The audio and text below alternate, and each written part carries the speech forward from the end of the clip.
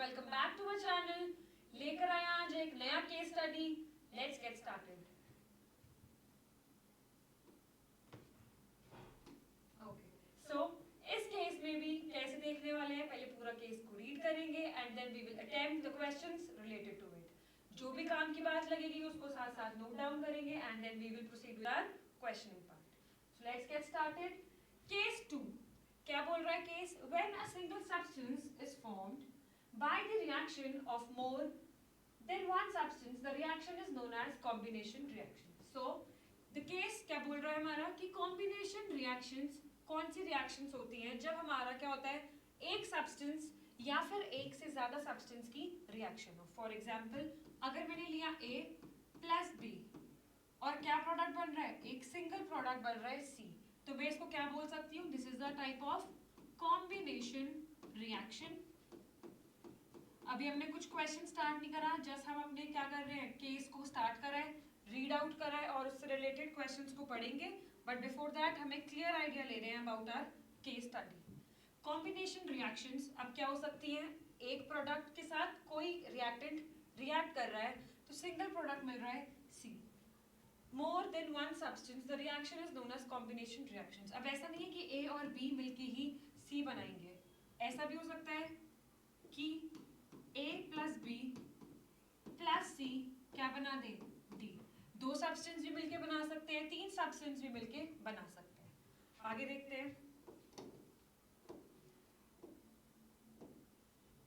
Okay, in few reactions large amount of heat is evolved which makes the reaction mixture warm. These reactions are known as exothermic. एक बात तो हमें case से ये पता चली है कि हम कॉम्बिनेशन रिएक्शंस बोलते हैं किसको है। दूसरी बात क्या बोल रहे हैं कि reaction mixture warm, which means temperature क्या हो रहा है, इंक्रीज। अगर रिएक्शन मिक्सचर क्या हो रहा है, वार्म हो रहा है, तो इसका मतलब क्या है, रिएक्शन का क्या टेम्परेचर इंक्रीज हो रहा है डेफिनेटली। सो ऐसी रिएक्शंस को क्या बोल रहे हैं, these reactions are termed as exothermic reactions. Temperature अगर इंक्रीज हो रहा है तो हम क्या बोलते हैं, एक्सोथर्मिक रिएक्शंस। कैसे पता चला कि टेम्परेचर इंक्रीज हो रहा है, बिकॉज उसने यहाँ पे क्या मेंशन किया है, रिएक्शन मिक्सचर वार्म हो रहा था। ठीक है, अब देखते हैं पहला क्वेश्चन इससे रिलेटेड क्या आता है। Combustion is an dash process. First question से देख रहे हैं, कंबशन एक कैसा प्रोसेस है, exothermic, endothermic, exothermic and endothermic both, या फिर none of these. Exothermic reactions क्या होती हैं, कंबशन रिएक्शंस की बात कर रहे हैं ना। कंबशन रिएक्शंस में हम क्या देखते हैं, कंबशन रिएक्शंस में हम देखते हैं क्या रिलीज होती है, heat and light is released. Light भी देखी जाती है, प्रोड्यूस होती है लाइट, हीट भी प्रोड्यूस होती है। कैसे, अगर मैं क्या करती हूँ, कार्बन की रिएक्शन करती हूँ ऑक्सीजन के साथ, तो मेरा क्या प्रोडक्ट फॉर्म होता है, CO2 and along with it heat, जिसको मैं कैसे डिनोट करती हूँ, डेल्टा से, and along with it light, H new is for light, this is for heat. ऐसी रिएक्शंस जिसमें क्या रिलीज हो रही है, हीट रिलीज हो रही है, अगर बहुत सारी हीट रिलीज होगी तो रिएक्शन कैसी हो जाएगी, एक्सोथर्मिक। हीट रिलीज होगी बहुत सारी, तभी तो टेम्परेचर इंक्रीज होगा ना। So temperature is increasing means heat is releasing and such reactions are exothermic reactions. तो हम एक्सोथर्मिक बोल सकते हैं इस रिएक्शन को, that combustion is a exothermic reaction. I hope this is clear. Exothermic reaction, combustion, exothermic. क्यों exothermic, because हमने क्या देखा, हीट और लाइट रिलीज हो रहे हैं। ठीक है, किसकी फॉर्म में, एनर्जी की फॉर्म में। एनर्जी रिलीज होती है, हीट रिलीज होती है, तो हम क्या बोलते हैं, एक्सोथर्मिक रिएक्शंस बोलते हैं। Next part, when solid potassium chloride is added to water the temperature of the mixture decreases। अब जिस तरीके से हमने क्या बोला, हमने बोला दैट यहाँ पे टेम्परेचर इंक्रीज हो रहा है तो एक्सोथर्मिक रिएक्शन। अगर हम बात करेंगे टेम्परेचर डिक्रीज होने की, टेम्परेचर डिक्रीज होगा विच means that the reaction is a endothermic reaction. Temperature decrease means heat is, or we can say heat is absorbed. So whenever heat absorb होगी तो it is endothermic reaction. Heat release होगी तो it is a exothermic reaction. So directly क्या करना था, आगे हमें question पढ़ने की जरूरत ही नहीं है। Solid potassium chloride KCl solid, उसके अगर अंदर हम क्या डालते हैं, पानी में डालते हैं, तो क्या होता है, टेम्परेचर डिक्रीज होता है। टेम्परेचर डिक्रीज हो रहा है which means that heat absorb होगी and such reactions are directly called endothermic reactions. I hope both the parts are clear. क्या क्या देखा, एक्सोथर्मिक था तो हीट रिलीज हुई, एंडोथर्मिक था तो हीट एब्जॉर्ब होगी। हीट एब्जॉर्ब होती है तो टेम्परेचर विल डिक्रीज, और हीट रिलीज होगी हीट तो टेम्परेचर विल इंक्रीज। ओके, ऐसे दो क्वेश्चंस रिलेटेड थे। नेक्स्ट क्वेश्चन देखते हैं now. Which of the following are combination reactions? Combination reaction में भी हमने क्या देखा, A plus B plus C, क्या देगा D, सिंगल प्रोडक्ट फॉर्म होना चाहिए। A plus B gives C, single product. अब इन केसेस में देखो सिंगल प्रोडक्ट कहाँ फॉर्म हो रहा है, KClO3 देता है KCl and O2, ये तो डीकंपोजिशन रिएक्शन हो गई, टूट रहा है ये, तो ए पार्ट तो हो नहीं सकता, कट कर देंगे डायरेक्टली। मैग्नीशियम ऑक्साइड में क्या कर रहे हैं, पानी ऐड कर रहे हैं मैग्नीशियम हाइड्रोक्साइड फॉर्म कराने के लिए। तो ये रिएक्शन कैसी लग रही है, ऐसी तो दिख रही है ना, A plus B gives C, single product बन रहा है, कौन सा, मैग्नीशियम हाइड्रोक्साइड, तो ये क्या हो जाएगी, कॉम्बिनेशन का एग्जांपल। ठीक है, फर्स्ट पार्ट नहीं हो सकता, तो जिसमें फर्स्ट है उसे डायरेक्टली क्रॉस कर देंगे, यहाँ पे third fourth, second third. Okay, second तो आंसर होना ही होना है, क्योंकि यहाँ पे क्या हो रहा है, कॉम्बिनेशन रिएक्शन हो रहा है। देन एल्यूमिनियम प्लस ऑक्सीजन क्या फॉर्म कर रहा है, एल्यूमिनियम का ऑक्साइड, ये भी कैसे रिएक्शन लग रही है, A plus B gives C, A plus B कौन से हैं यहाँ पे, एल्यूमिनियम प्लस O2 क्या बनाएगा, एल्यूमिनियम का oxide Al2O3 and then we can balance the equation. ये कैसा लग रहा है, सेम ऐसा है, this is A, this is B and a single product is formed that is C।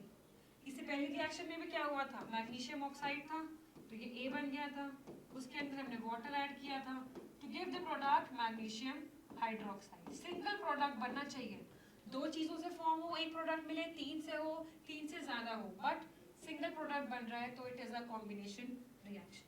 तो यहाँ पे क्या देखा, सिंगल प्रोडक्ट बना दो रिएक्टेंट से, ठीक है, it is a combination reaction. Then zinc plus FeSO4, ये कौन सी रिएक्शन है, जिंक सल्फेट बन रहा है यहाँ से and iron, this is a displacement reaction है। ये तो कैसे पता चल रहा है डिस्प्लेसमेंट रिएक्शन है, दो प्रोडक्ट्स बन रहे हैं, दो रिएक्टेंट से दो प्रोडक्ट्स और डिस्प्लेसमेंट भी हो रहा है, so directly second and third and fourth ये नहीं होगा, second and third, yes this will be our second and third. Okay, देखते हैं next part. Which of the following are, again they are asking us about exothermic processes. Exothermic processes बतानी है, reaction of water with quicklime, dilution of an acid, evaporation and sublimation of camphor। कैसे पता लगाने वाले हैं, evaporation में हमें हमेशा पता है कैसा होता है, cooling effect होता है जब भी evaporation की process होती है।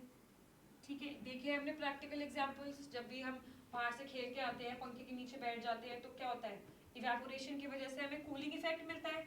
सो इवेपोरेशन तो एक्सोथर्मिक हो नहीं सकता, कूलिंग इफेक्ट है, मतलब टेम्परेचर का क्या होगा, डिक्रीज, और क्या हो जाएगा, एंडोथर्मिक रिएक्शन।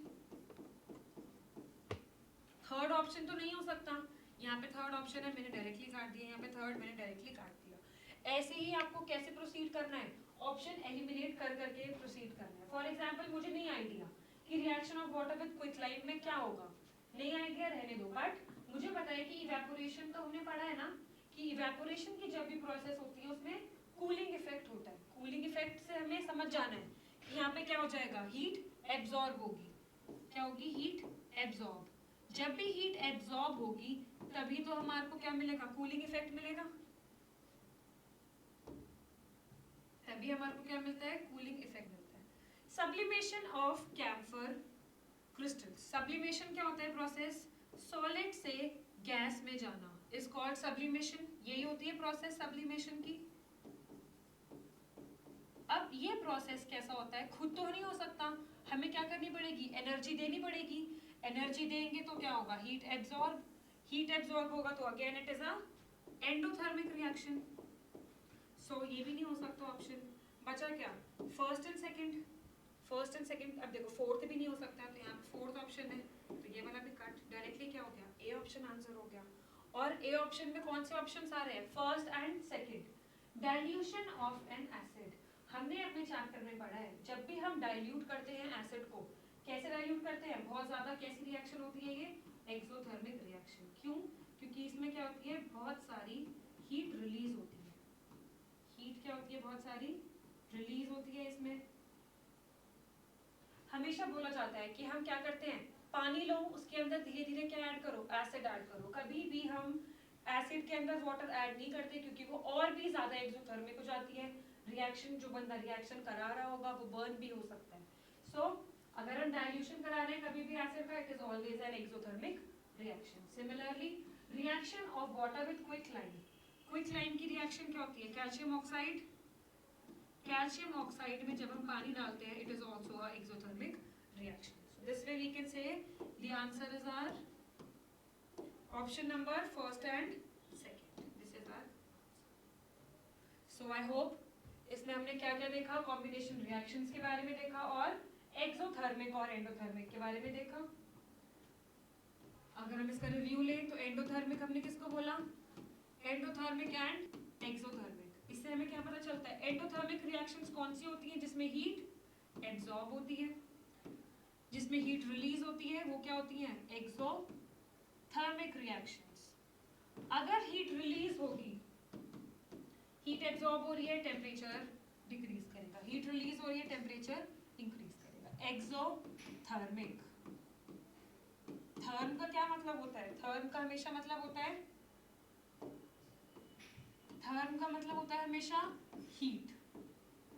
एक्सो का क्या मतलब होता है, एग्जिट, ऐसे मान लो एग्जिट, एग्जिट मतलब हीट क्या होने वाली है, हमेशा रिलीज। इसका ऑपोजिट क्या होता है, एंडोथर्मिक। एंडोथर्मिक से क्या याद रखना है हमें, हीट हमेशा एब्जॉर्ब होगी, हमें देनी पड़ेगी हीट, और टेम्परेचर डिक्रीज, टेम्परेचर इंक्रीज।